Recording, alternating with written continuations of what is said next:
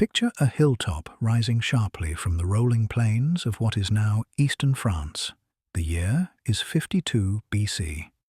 The summit is packed with 70 to 80,000 Gallic warriors, their families, their cattle, their weapons, and their last remaining hope of survival. They can see the Roman army below them, but they can also see something that must have seemed impossible. Something that would have made even the bravest among them go cold with dread. The Romans are not just attacking, they are building. Day after day, they are raising walls, not to keep enemies out, but to keep those on the hilltop in. And beyond those walls, even further into the distance, they are raising another set of walls, this time facing outward toward the horizon, toward an army of relief numbering 250,000 soldiers. The Romans, impossibly, have surrounded a siege with another siege. Tonight, we are going to live through the most audacious, the most technically astounding, and the most consequential siege in the ancient world. We are going to follow the desperate decisions of a Gallic chieftain who came within a breath of humiliating Rome forever. We are going to watch a military genius push his men to the absolute edge of human endurance. And we are going to witness a moment when the fate of all of Gaul, and perhaps of Western civilization itself, balanced on the edge of a Roman sword. Settle in, let your breathing slow, and let us travel back 2,000 years to a hilltop called Alesia. To understand why Alesia mattered, you first need to understand what was at stake in Gaul. The Gauls were not the barbarians that Romans liked to portray them as in their propaganda. They were sophisticated people. Their craftsmen produced some of the finest metalwork in the ancient world, intricate torques of gold worn by their chieftains, iron swords of remarkable quality, wheel-thrown pottery decorated with flowing geometric patterns. The Druids maintained a complex oral tradition of law, philosophy, and religious practice, memorizing thousands of verses of sacred texts over decades of training. Their farmers worked the fertile soil of what is now France and Belgium, producing abundant grain and raising livestock across some of the most productive agricultural land in Europe. Gallic towns, which the Romans called oppida, were not crude encampments, but genuine urban centres. Some, like Bibracte in what is now Burgundy, covered hundreds of acres and housed tens of thousands of people, with paved streets, organized workshops, and elaborate defensive walls called Murus Gallicus, a sophisticated construction of timber, stone, and iron nails that absorbed the impact of battering rams far better than simple stone. Gallic merchants traded across vast distances, with archaeologists finding Mediterranean wine amphorae and Gallic sites far north of the Alps, and Gallic goods turning up in markets around the Mediterranean. This was a civilization that understood the world beyond its own borders. But Gaul was also a world without political unity. It was a patchwork of tribes, sometimes allied, sometimes at war with each other, bound by shifting loyalties and old grievances. The Aedui feuded with the Auvergnat. The Sequani competed with both. There were perhaps 60 major tribes and dozens of smaller ones, each with its own territory, its own nobility, its own gods, and its own pride. This fragmentation had served the Romans beautifully in the early years of Julius Caesar's command in Gaul, because a divided enemy is so much easier to manipulate, to bribe, to play against itself, than a united one. Caesar had been doing exactly that for 6 years, when everything suddenly, terrifyingly changed. The transformation came in the form of a young man. His name was Vercingetorix, and he was the son of a chieftain of the Arverni tribe, a man who had allegedly been executed for his own royal ambitions. The son, it seems, inherited both the ambition and the intelligence, but also learned from his father's fate. He was charismatic in the way that only truly dangerous people can be, possessing the ability to walk into a room full of suspicious, proud, quarrelsome chieftains and make them feel that together they were invincible. In the winter of 53 to 52 BC, he began quietly stitching the tribes of Gaul together into something Rome had never faced before: a unified national resistance. The spark that ignited the rebellion was a massacre. In the town of Cenabum, which sat on the Loire River, Roman merchants and administrators were killed by the local population in a single, coordinated dawn attack. News of the killing spread across Gaul with astonishing speed.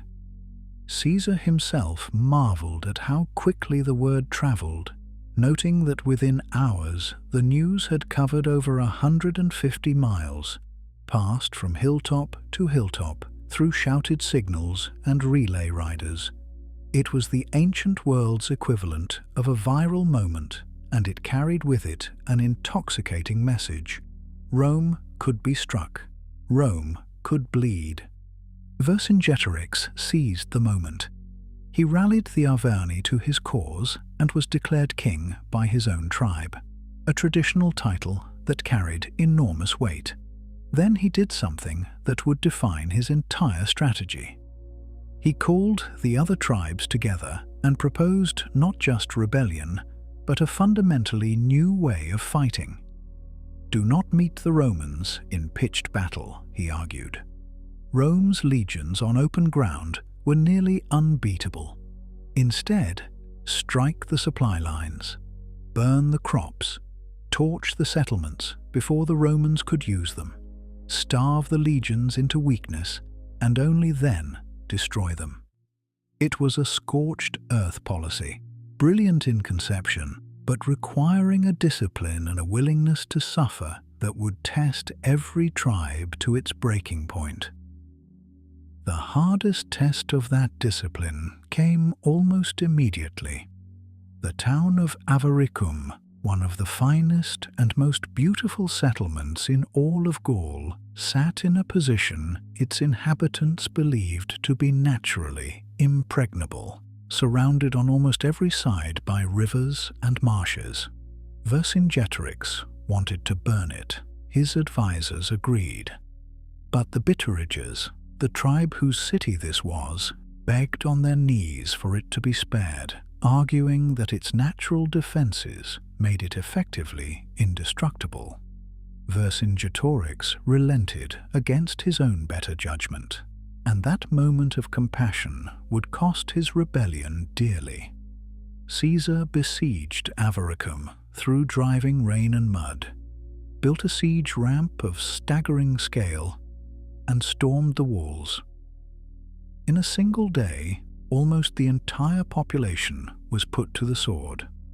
Vercingetorix had been right, and the memory of what he had foreseen but been unable to prevent must have hardened something in him that would not soften again.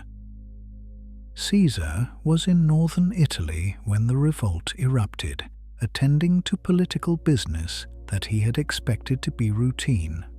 The news must have hit him like a physical blow. He had spent years carefully arranging Gaul into a network of client tribes and Roman influence, and now it was unraveling simultaneously in multiple places. Worse, winter still gripped the Alps, theoretically making it impossible for him to bring his main forces across the mountains. Caesar, who treated the word impossible as a personal affront, crossed the snow-choked Alpine passes anyway, rejoined his legions, and immediately went on the offensive. It was precisely the kind of audacity that both terrified and defined him. The early months of 52 BC were a brutal back and forth. The destruction of Avaricum was followed by Caesar's march on Gergovia, the hilltop stronghold of the Arverni tribe and the symbolic heart of Vercingetorix's power. Here, for one of the very rare times in his career, Caesar overreached. His legions attacked the steep slopes and were repulsed with significant losses.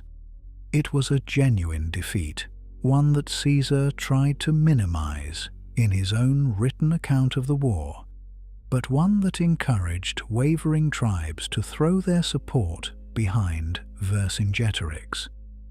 Gaul was rising, and the Romans were bleeding. After Gergovia, Vercingetorix made a decision that his cavalry commanders would later bitterly regret.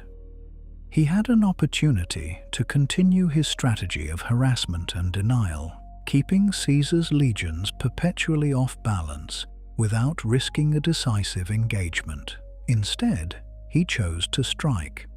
Perhaps the victory at Gergovia had made him overconfident.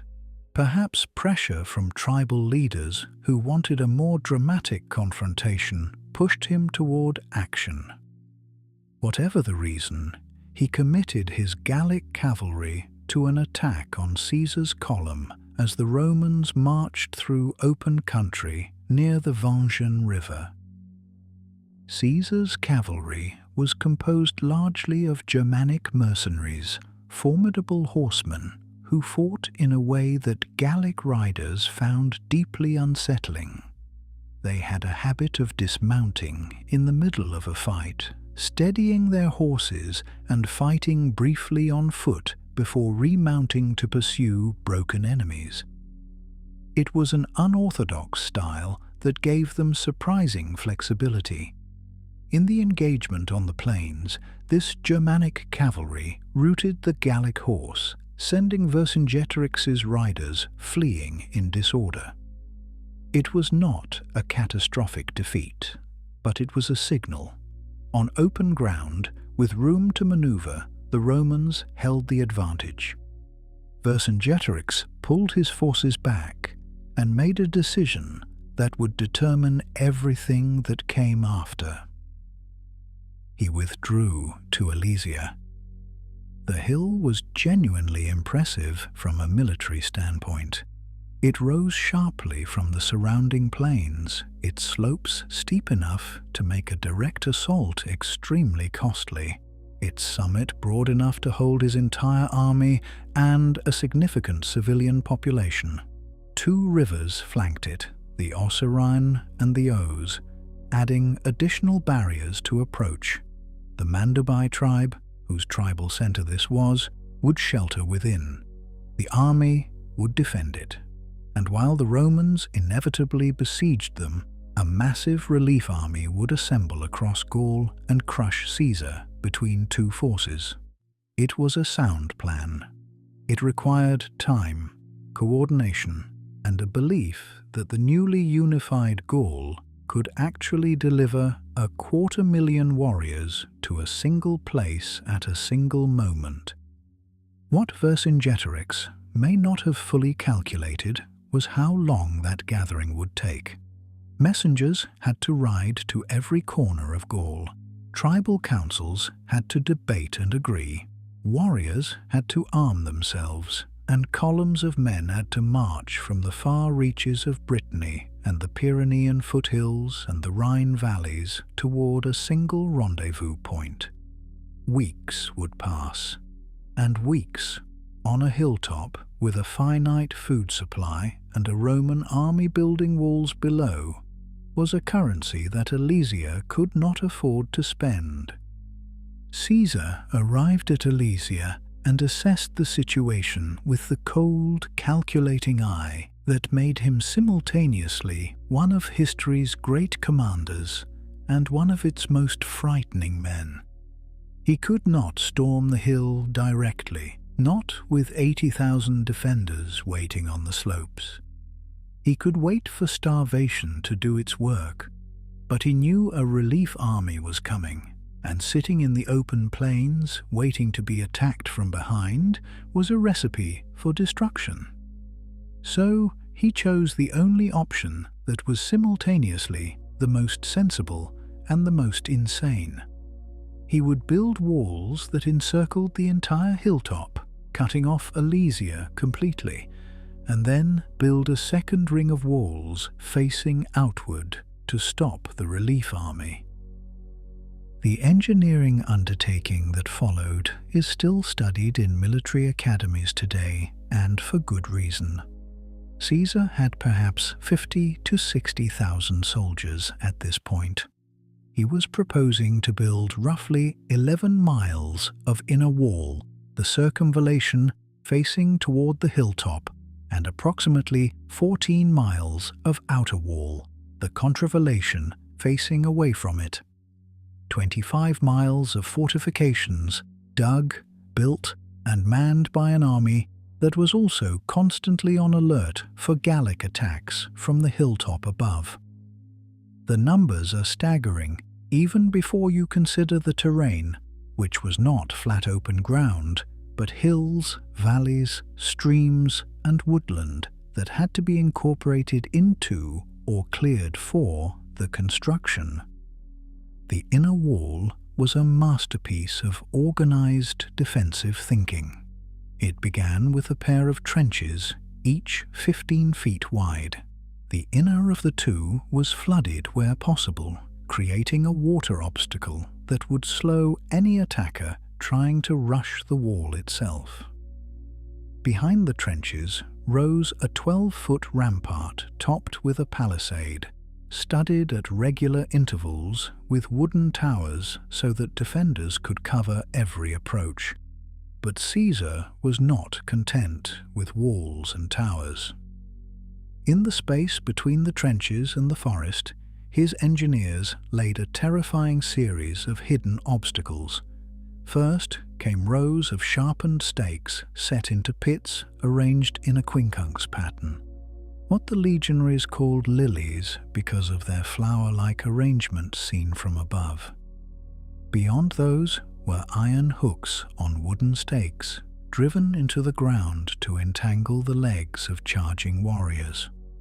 And beyond those, barely visible under a covering of brush and branches, were more pits concealing sharpened stakes at the bottom, each one capable of breaking the leg or ending the life of any man unlucky enough to step into them.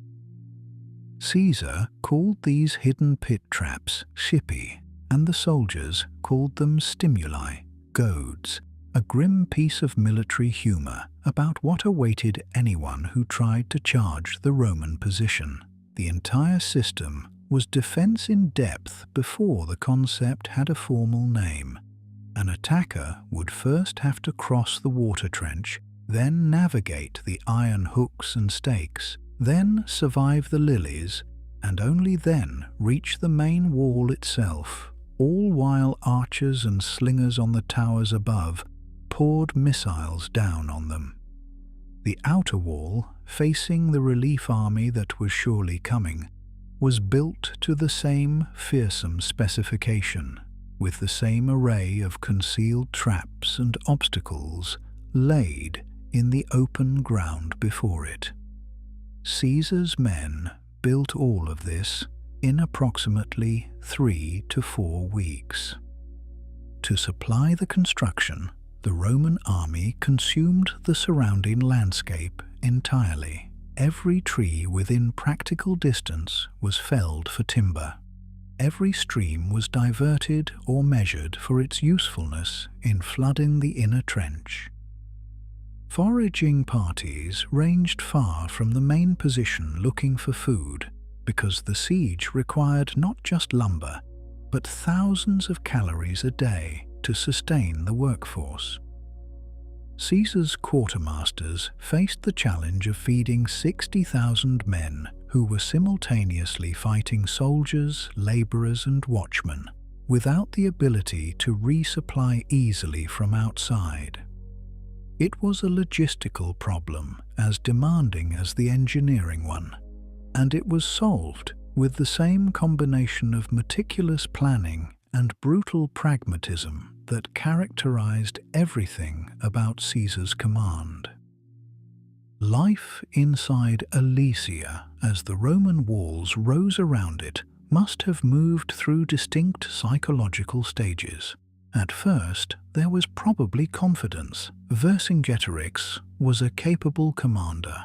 The relief army was being assembled, and the supplies on the hilltop, while not infinite, were not immediately exhausted. The warriors could look down from the heights and watch the tiny figures of Roman soldiers laboring below them, building their wall, and perhaps feel a grim satisfaction at the idea of what was coming when 250,000 of their countrymen arrived. Vercingetorix attempted several sorties in the early phase of the siege, probing the Roman lines for weaknesses, trying to disrupt construction, keeping his men active and fighting, rather than letting them sit and stew in anxiety. But the wall was going up with the remorseless efficiency that Romans brought to all construction projects, and each probe returned with fewer men and no real damage to the fortifications. The supply situation began to bite within weeks. Caesar had cut off every approach route, and the food stores on the hilltop, intended to sustain a garrison, not an army and its civilian population, were simply not adequate for an extended wait. Starvation does not arrive all at once. It comes gradually, first as rationing, then as the systematic slaughter of horses and cattle that might otherwise serve in battle, then as the consumption of leather and anything else that can be boiled into something resembling nourishment. The warriors on the hilltop would have grown lean and then gaunt, their strength depleting in ways they could feel with every climb up the slopes to the walls. The noise on the hilltop would have changed too, as the cattle that had been brought up for food fell silent one by one, as the children grew too weak to cry, as the particular heavy stillness of a starving place settled over the summit of Alesia. Then came a decision so brutal it is difficult to process even at a distance of 2,000 years. The chieftains of the Mandubi tribe, whose hilltop this was, gathered and made a calculation. The food would not last. Every mouth that was not a fighting mouth was shortening the time available for the relief army to arrive, and so they expelled from the walls everyone who could not fight. The elderly, the women, the children. The entire civilian population of Alesia, perhaps tens of thousands of people, was driven out through the gates and down the slopes toward the Roman lines. Caesar's response was among the coldest he ever gave. He refused to allow them through the Roman lines. He refused to feed them, to shelter them, to acknowledge them in any useful way. The expelled civilians of Alesia spent the remainder of the siege in the no-man's land between the Roman wall and the Gallic hill, in the open air, without food or shelter, slowly starving to death in sight of both armies. Caesar mentions them almost in passing in his own account of the war, a single brief reference that gives no weight to the horror of what actually happened there. They died in their thousands, these people who had committed no crime except to live on the wrong hilltop in the wrong year. Meanwhile, across Gaul, the gathering was happening. Every tribe that had committed to Vercingetorix's coalition was sending its warriors. The numbers Caesar records in his account, approximately 240,000 infantry and 8,000 cavalry, have been debated by historians ever since, and some have argued for smaller figures. But even scaled back considerably, what was assembling on the plains of Gaul was the largest military force the Gauls had ever put together in a single place at a single time. It was an extraordinary feat of organization for a confederation of peoples who had spent centuries fighting each other, and it testified to how seriously the tribes of Gaul took the crisis that Vercingetorix's rebellion had brought to a head. Command of this relief army was given to 4 leaders, a compromise that reflected the political realities of a coalition force. Vercingetorix, Commius, Viridomarus, and Eporedorix each commanded a portion of the combined army, each representing different tribal interests and different strategic priorities. 4 commanders sharing authority is rarely an ideal military arrangement, and the tensions between them would become apparent at the critical moments of the battle to come. But for now, they had numbers, and they had purpose, and they began their march toward Alesia. Among those 4 commanders, Commius of the Atrebates deserves particular notice because his story illuminates the tangled loyalties of the Gallic world at this moment. Commius had been a close ally and personal friend of Caesar's for years, used as a trusted ambassador and political fixer across Gaul. Caesar had described him as a man of the highest courage and good sense. Then the rebellion came, and Commius chose his people over his Roman patron. There had also been a separate, deeply personal wound. A Roman officer had attempted to assassinate Commius at a parley, slashing him across the head with a sword in violation of diplomatic convention. Commius survived, but the scar on his scalp and the scar on his loyalty had never healed. He came to Alesia not just as a military commander, but as a man with something specific to settle. Imagine you are a Roman soldier on the outer wall of Caesar's fortification system, looking out across the plains on the morning the relief army came into view. You have been building and digging for weeks. You have been sleeping in a fortified camp, drilling, standing watch, listening to the sounds from the hilltop above you. And now, on the horizon, you see them coming. Not hundreds, not thousands, tens of thousands, hundreds of thousands. The ground seems to move. The sound reaches you before the details do. A low, continuous rumbling that resolves itself into the thunder of horses and the tramp of feet and the clash of weapons being beaten against shields in the traditional Gallic war display. You are standing between a hammer and an anvil, and neither of them is small. The relief army arrived and made camp on a hill to the west of Alesia, within sight of the Gallic defenders on the summit above. On the hilltop, men who had been weakening for weeks suddenly found something like energy again. Fires blazed on both summits through that first night, answering each other across the dark valley below. And if you could have stood between them in the darkness, you might have heard, faintly, the sound of cheering from the hill above and the answering roar from the hill beyond the Roman walls.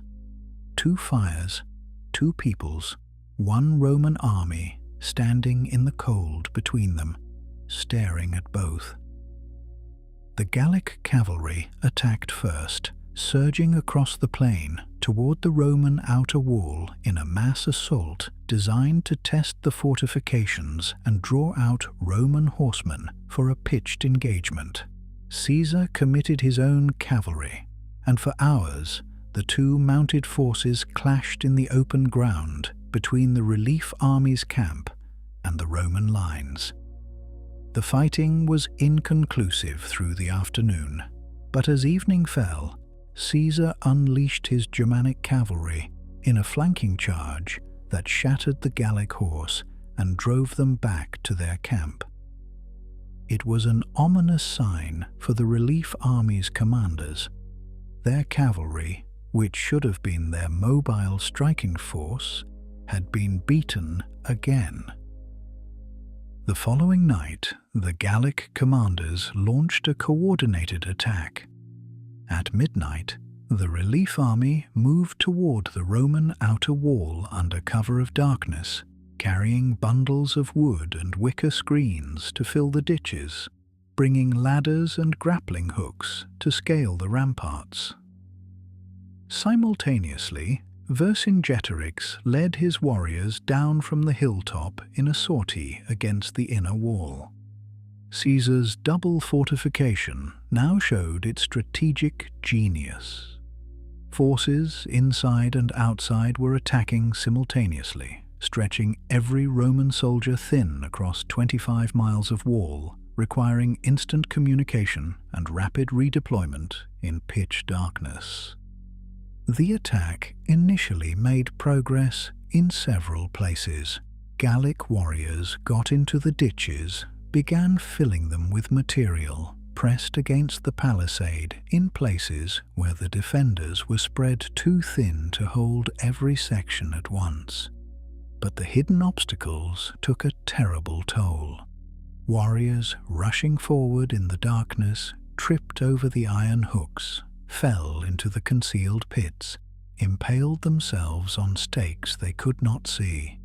The screaming of men in the darkness, calling out in confusion and pain, disordered the attacks and gave the Roman defenders time to concentrate at the most threatened points. By dawn, the assault had been thrown back at every point along the wall. The ditches were partially filled in places. Some obstacles had been cleared, but the wall itself held. Both sides paused, exhausted, to bury their dead and take stock. On the third day of serious fighting, the Gallic commanders made their most important tactical discovery. A careful survey of the Roman outer fortifications revealed a weakness.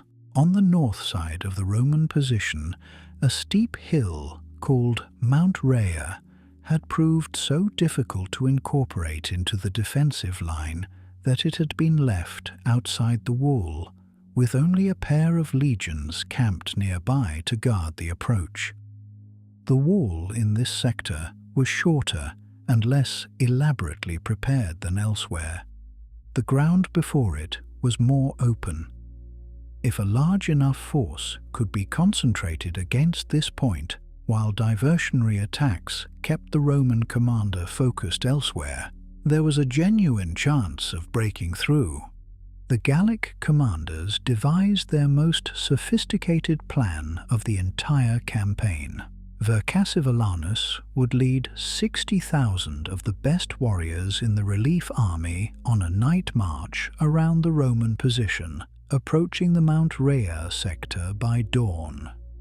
At the same moment, a massive cavalry attack would sweep across the plains below, supported by infantry pressing hard against the outer wall across its entire length. And from the hilltop above, Vercingetorix would launch his largest sortie yet against the inner wall, bringing every man who could still lift a weapon. 3 simultaneous attacks from 3 directions, each large enough to be a serious threat on its own, all timed to hit at the same moment and overwhelm Roman coordination. It very nearly worked. When the assault came, Caesar was everywhere, riding along the wall, reading the battle from horseback, trying to hold the entire picture of 25 miles of fighting in his mind at once. Reports came to him from section commanders describing varying degrees of crisis.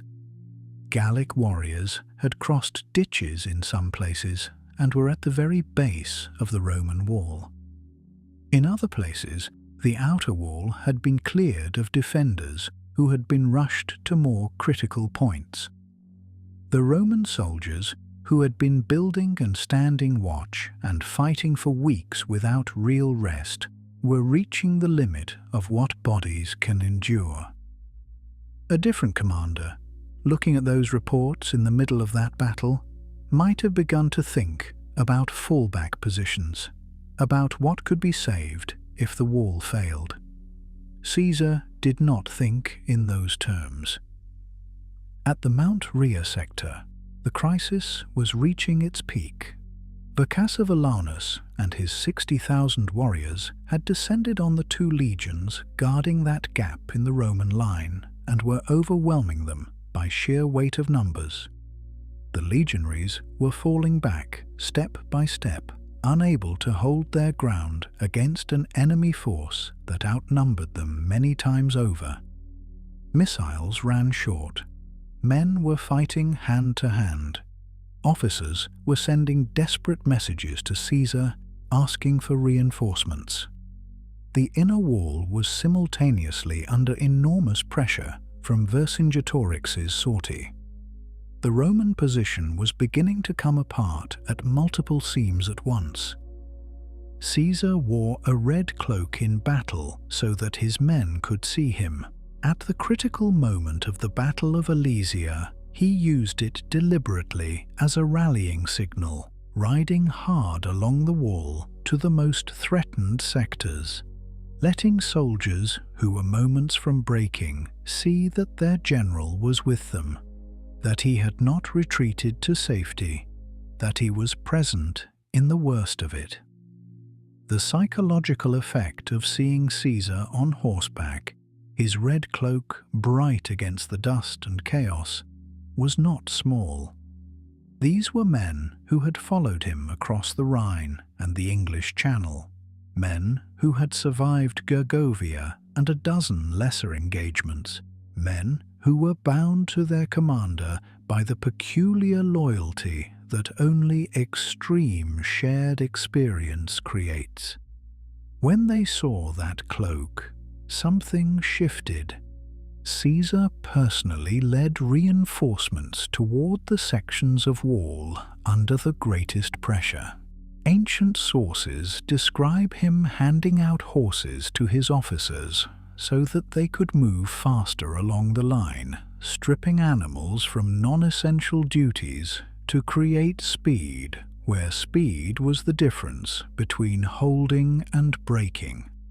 He called out the names of individual officers he recognized along the wall, specific men, specific people, reminding each section of defenders that their general not only knew the battle, but knew them.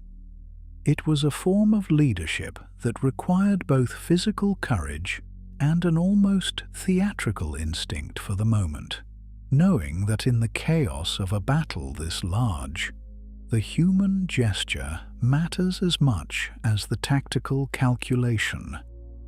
He sent his cavalry out through gates in the outer wall, ordering them to ride around the outside of the entire Roman position and hit Vercingetorix from behind. This was the move that showed the true genius of his fortification design. The outer wall was not just a defensive structure, it was a staging area, a launching pad, a system that allowed Roman forces inside it to sally out at chosen moments through prepared gates and strike enemies who were pressing against the wall from the outside. The cavalry poured through those gates and disappeared around the back of the Roman position, out of sight of the main battle, riding hard. The Gallic warriors attacking the Mount Rea sector had committed everything to breaking through. They had their backs to the open country behind them, their attention fixed on the Roman wall in front, their energy entirely focused on the men defending that rampart, who seemed, finally, to be giving way. They did not see the Roman cavalry until it was too late. When the horsemen hit them from behind, the shock was physical and psychological simultaneously. Warriors who had been pressing forward with the confidence of superior numbers suddenly found themselves attacked from an unexpected direction, with no room to maneuver, pressed between the Roman wall in front and the Roman cavalry behind. The attack collapsed. Then it became a rout.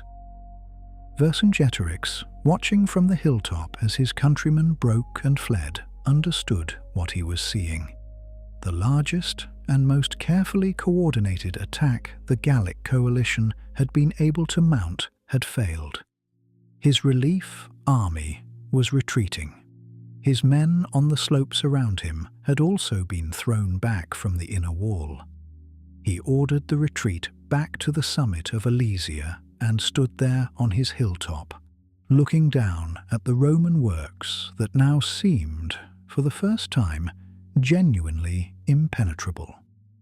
The relief army would not be coming again in any force. The food was gone. The options had narrowed to one. Vercingetorix called an assembly of the tribal leaders still with him on the hilltop. It was not a long discussion. The mathematics were simple and brutal. No food remained. The relief army had been broken. Continued resistance meant not a heroic last stand, but a slow death by starvation for every warrior and every civilian who had not already been expelled and left to die in the no-man's land below. He had started this rebellion to free his people. Watching them starve to death on a hilltop would not free anyone. There was only one path that might, in some small way, honor the men who had followed him.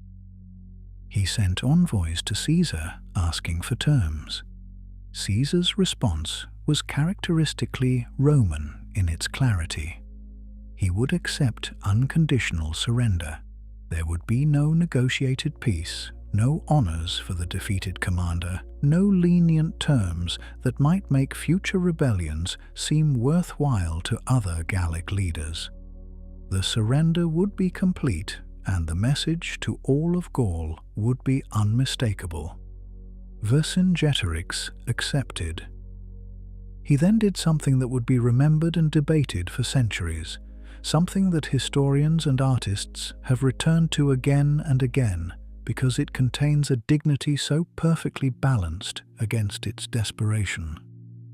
He put on his finest armor. He dressed himself in the regalia of a Gallic chieftain, the elaborate metalwork, the torque at his throat, the weapons that marked his rank and his people. He mounted his best horse, and then he rode out alone from the gates of Alesia, rode down the slope to the Roman lines, and circled Caesar's tribunal, the raised platform from which the general watched his troops. The Roman soldiers standing nearby had never seen anything quite like it. This was the man who had nearly broken them, who had built a coalition that had shaken the entire Roman position in Gaul, who had burned his own people's towns to deny them to the legions, who had held them at bay on that hilltop for weeks, and now he was riding in a circle before them in his best armor, displaying himself, performing one last act of theater before the curtain came down. He dismounted in front of Caesar's platform and sat at the general's feet. He laid his weapons down. The rebellion of Gaul was over. Vercingetorix would spend the next 6 years as a prisoner in Rome, held for Caesar's eventual triumph, the elaborate victory parade that Roman generals staged after major conquests.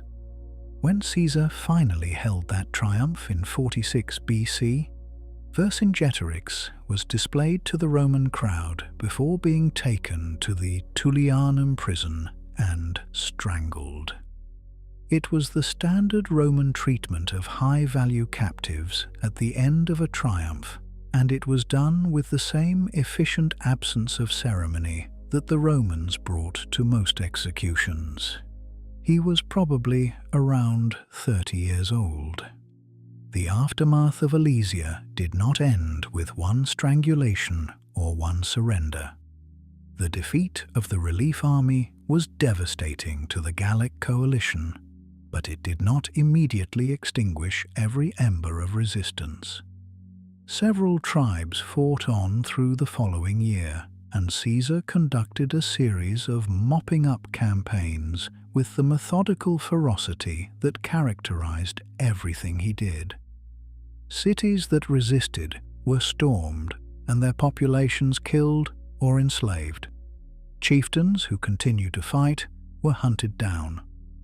By 50 BC, Gaul was genuinely pacified, which is the Roman word for what happens when a country decides that the cost of continued resistance exceeds the cost of submission. The human cost of the Gallic Wars, of which Alesia was the climactic moment, was staggering. Ancient sources record that 1 million Gauls were killed and another 1 million enslaved. Modern historians debate these figures and often reduce them. But even conservative estimates describe one of the largest demographic catastrophes of the ancient world. Entire tribes effectively ceased to exist as independent entities. The Druids, who had been the keepers of Gallic religious and intellectual tradition, were suppressed, their practices eventually banned, their oral literature lost over the following generations as Latin replaced Gaulish as the language of power and learning. Caesar himself recorded the body count of the Gallic Wars in his own accounts with a matter-of-fact quality that reveals something important about how Roman commanders understood conquest. He was not apologizing, and he was not boasting. He was presenting military statistics. The Romans made a clear distinction between bellum, war against external enemies, and civil war, conflict among Roman citizens, and they made an equally clear distinction between Roman lives and non-Roman lives. The deaths of Gauls in conquest were not tragedies to be mourned, but victories to be counted. It was a moral framework that allowed extremely competent and often intelligent men to do extraordinarily violent things without apparent discomfort. And yet the story of Gaul after the conquest is not simply one of destruction. Roman Gaul, in the centuries that followed, became one of the most prosperous and culturally vibrant parts of the empire. Cities rose on foundations that were sometimes literally built over Gallic settlements. Roman roads connected every corner of the territory. Latin spread not through forced replacement, but through the practical advantages it offered, for trade, for law, for advancement within the Roman system. The Gauls proved remarkably adaptive at becoming Roman, while retaining enough of their identity to create what we might recognize today as distinctly French sensibilities about food, wine, and a certain pleasurable stubbornness in the face of authority. Alesia made Caesar politically untouchable in Rome, at least for a time. He returned from the Gallic Wars with 3 things that mattered enormously in Roman politics: immense personal wealth accumulated from the spoils of conquest, an army of veteran soldiers bound to him personally by shared experience and financial loyalty, and a reputation for military genius that no living Roman could match. He had conquered a territory that stretched from the Pyrenees to the Rhine, had brought more land and more people under Roman control than any general since the great wars against Carthage, had written his own account of these wars with such readable clarity that Roman schoolboys would study it for centuries as a model of Latin prose.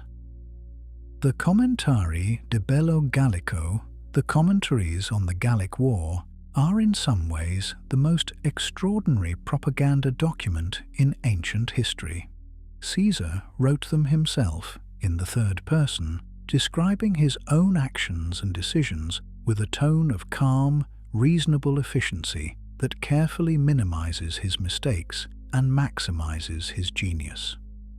The near disaster of Gergovia appears, but it appears with an explanation that blames over-enthusiastic soldiers rather than his own judgment.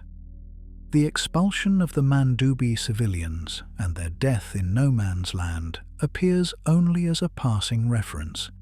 Alesia appears as a triumph of engineering and tactical brilliance, which it was, but it appears without the fear, the exhaustion, or the very real moments when the outcome could have gone the other way. What the siege actually required of Caesar's soldiers is worth dwelling on. For weeks, those men built fortifications by day and stood guard by night. They were simultaneously construction workers, garrison troops, and an offensive fighting force. They built 25 miles of wall incorporating sophisticated water features, concealed obstacles, wooden towers, and multiple gates in terrain that required constant problem-solving. And they built it while under periodic attack from Gallic sorties from the hilltop above them. They then fought the climactic battle at the end of all that labor when they were genuinely exhausted, held their wall when parts of it were being overrun, and executed the cavalry flanking maneuver that turned the tide. The soldiers who served at Alesia were, by any reasonable measure, among the finest military personnel that the ancient world ever produced. The battle also revealed something about Caesar's generalship that distinguished him from merely competent commanders. He had the ability to hold multiple simultaneous crises in his mind and make rational decisions about priority and resource allocation while under extreme pressure. When the Mount Rea sector was breaking, he had reports coming in from a dozen other points along 25 miles of wall. He could have frozen, could have focused on the nearest crisis, could have tried to hold everything at once and held nothing adequately. Instead, he identified the critical point, stripped resources from less threatened sections, committed his cavalry reserve in the decisive strike, and accepted the risk of thinning his line elsewhere in order to concentrate force where it mattered most.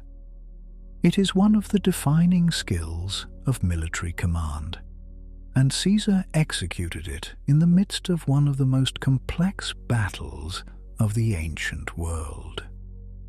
For many centuries after Caesar's own account, scholars and historians debated exactly where Alesia had been located. Caesar described the geography in his account: the hilltop, the two rivers, the plains. But he did not name the location in terms that made identification straightforward. French historians eventually settled on a site near the village of Alesia in Burgundy, on a hill called Mount Rea. But this identification was contested for decades, with competing theories placing the battle in other parts of France or even in Switzerland. Napoleon III, who was fascinated by Caesar and commissioned a major biography of the Roman general, funded extensive archaeological excavations at Alesia in the 1860s.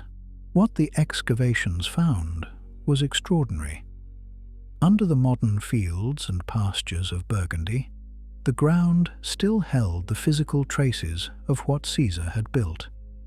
The ditches of the Roman fortifications, long since silted and filled, showed up as soil discolorations. The post holes of the wooden palisade could be traced in careful excavation. Most dramatically, the no-man's land between the inner and outer walls yielded enormous quantities of military equipment, Roman and Gallic, weapons, armor fragments, tools, the physical debris of an army that had fought one of the decisive battles of the ancient world and then packed up and moved on, leaving the ground to reclaim what had been dropped or discarded. Among the objects pulled from that ground were things both grand and intimate. Roman artillery bolts, the short, iron-tipped projectiles fired from the legion's torsion crossbows, called scorpions, lay exactly where they had fallen 2,000 years before. Gallic swords, with their distinctive long blades and elaborate hilts, rested in the soil alongside Roman gladi. There were fragments of bronze helmet fittings, horseshoes, spear points, and the iron nails that had once held together sections of the wooden palisade. Each object was a small piece of the frozen moment when the most dramatic siege in the ancient world reached its conclusion. An inventory of violence, preserved by accident and recovered by patience. Ongoing archaeological work at Alesia in the late 20th and early 21st centuries has confirmed and extended these findings with modern precision. Ground-penetrating radar and systematic surface survey have mapped the Roman fortification system across the entire site, revealing it to match Caesar's description with remarkable fidelity. The two ring systems can be traced. The camp positions of the various legions can be identified. The location of the main attacks during the final battle can be suggested from concentrations of military debris. And in several spots, the concealed pit traps that Caesar called lilies have been found intact. The sharpened stakes long since decomposed, but the pit shapes preserved in the subsoil, waiting 2,000 years for an archaeologist's trowel to reveal them. The site today includes a museum and a reconstruction area where visitors can walk along sections of the Roman fortifications that have been rebuilt to their approximate original specifications. Standing on that reconstructed wall, looking out across the Burgundian countryside toward the shoulder of Mount Rea, gives a physical sense of what it meant to be a Roman soldier at Alesia. The scale of the engineering achievement, the openness of the ground that the Gallic relief army would have had to cross, the height of the hill where Vercingetorix and his army waited. The landscape itself is a document, and it confirms that what Caesar described was not exaggeration, but accurate memory. The consequences of Alesia radiated outward in directions that are still visible today. The most immediate consequence was the completion of Roman control over what the Romans called the Three Gauls, the territorial base that would become the wealthiest and most productive region of the Western Roman Empire. The grain fields of Gaul fed the legions. The wine of Gaul flowed to Roman tables across the empire. The craftsmanship of Gallic metalworkers was absorbed into and enriched Roman artistic traditions. The tax revenues of Gaul financed imperial projects from Britain to the Euphrates. Without Alesia, without the pacification it completed, the Western Roman Empire, as it actually existed, is simply not imaginable. The political consequences for Caesar himself were equally profound. though they unfolded over years rather than immediately. The wealth, the reputation, and the loyal army that the Gallic wars provided were the instruments with which Caesar crossed the Rubicon in 49 BC, triggering the civil war that would end the Roman Republic and begin the transformation toward empire. Alesia was thus not just a battle about Gaul. It was a battle that made Caesar's subsequent career possible, and Caesar's subsequent career ended with his assassination in 44 BC and the series of civil wars that followed, wars that eventually left his adopted son Octavian as the sole master of the Roman world, ruling under the name Augustus as the first emperor. Pull any one thread from that sequence of events, and the whole fabric changes. There is a historical game that can be played with Alesia that illuminates exactly how much depended on that hilltop in 52 BC. Imagine that Vercingetorix breaks through at Mount Rea. The Roman outer wall fails. Caesar's army, caught between the relief force and Vercingetorix's sortie, is overwhelmed. Caesar himself is killed or captured. What follows? A Roman defeat of that magnitude, the loss of several legions and their commander in Gaul, would have shaken Roman confidence and Roman military prestige profoundly. Gaul might have been abandoned or at least consolidated to a much smaller area. The Gallic wars would have ended in failure or stalemate. Caesar would have been a cautionary tale rather than a model of military genius. And without Caesar's subsequent career, without the civil wars he triggered and the political transformation those wars produced, the Roman Empire might have looked very different, or might not have emerged in the form it did at all. This is, of course, speculation, the ancient historian's version of the game that physicists play with quantum mechanics, where different outcomes branch into different universes. But it is not idle speculation.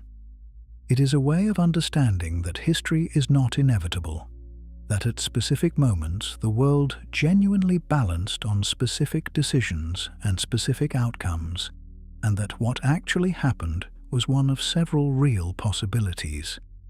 Alesia was one of those moments.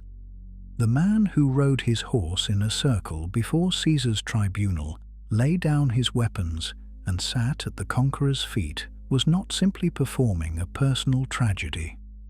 He was closing one door and opening others, and the doors that opened led to everything that followed. The Gauls who survived Alesia lived mostly under Roman rule and in time became Romans themselves. Their language faded as Latin took over, though it left traces in French vocabulary that linguists can still identify. Their religious practices were suppressed, but their sacred sites were often simply rededicated to Roman gods, the sanctity of the place too strong to simply abandon. Their metalworking traditions blended with Roman techniques to produce the distinctive provincial art of Roman Gaul. Recognizably Roman in form, but carrying an energy and a love of decoration that is distinctly Gallic in spirit. Vercingetorix himself became, paradoxically, more famous in defeat than he had been in rebellion. The Romans found him useful as a symbol of what Rome could accomplish, a formidable enemy overcome by superior organization and superior generalship. In France, many centuries later, he became a national hero, a figure of resistance, the Gaul who had almost stopped the Romans, who had shown that his people could unite and could fight with both intelligence and courage. His statue stands today on the summit of Mount Rea erected in the 19th century on Napoleon III's initiative, a massive bronze figure with a drooping Gallic moustache that Napoleon reportedly modelled on his own face. The chieftain stares out across the Burgundian countryside toward horizons he never reached. What is extraordinary about that statue and about Vercingetorix's enduring reputation is how completely it inverts the Roman narrative. Caesar wrote the history. Caesar controlled how the story was told, in Latin, in his own words, to a Roman audience. And yet the man Caesar defeated became, over time, more sympathetically remembered than the man who defeated him. History is full of these slow reversals, moments where the conquered gradually claim a moral victory that the conqueror could never have anticipated and would never have recognized. And down below, in the soft green fields that were once the killing ground between two rings of Roman wall, where the civilians of the Mandubi tribe starved between two armies, where the concealed pit traps waited in the darkness for warriors who would never reach the wall, where the largest coordinated attack the Gallic world ever attempted broke like water against stone, the land has returned to its ancient purpose. Farmers plant, cattle graze, the seasons turn. The Osirian and the O's still find their way down from the hill and across the plain as they have for 2,000 years and more, carrying the same water over different stones, past a landscape that remembers nothing and forgets nothing, that holds in its subsoil the fragments of everything that happened there and gives them up, one artifact at a time, to whoever digs deep enough to find them. The siege of Alesia lasted perhaps 6 weeks from start to surrender. In those 6 weeks, the fate of Gaul was decided, the future of Julius Caesar was secured, and the course of Western history was bent in directions that are still unfolding. It was the most insane siege in history, not because it was the largest, not because the casualties were the greatest, though they were terrible, but because of the sheer audacity of what Caesar attempted and the sheer weight of what Vercingetorix represented, and because both of them, in their utterly different ways, were right. Vercingetorix was right that a unified Gaul could challenge Rome. Caesar was right that he could wall off an army with another wall and hold it against 250,000 men. They were both right, and only one of them survived to know it. So, as you close your eyes and let the day drift away, let your mind settle gently on that Burgundian hillside, past the silent fields where the lilies once waited in the dark, up through the cool evening air to the summit where Vercingetorix once stood and looked out at a circle of Roman fortifications and understood, with the particular clarity that comes only in certain moments, that the world was about to change forever. There is something almost peaceful in that stillness. In that moment, just before the rider descends and the weapons are laid down, before the great machinery of history grinds forward to the next thing. Something that reminds us that even the most seismic turning points in history pass through individual human beings, through their fear and their courage and their calculations and their pride, before they become the grand events that we read about 2,000 years later. History was always, first, just people making impossible decisions in difficult moments, and then living or not living with what followed. Thank you for listening. Good night, and sleep well.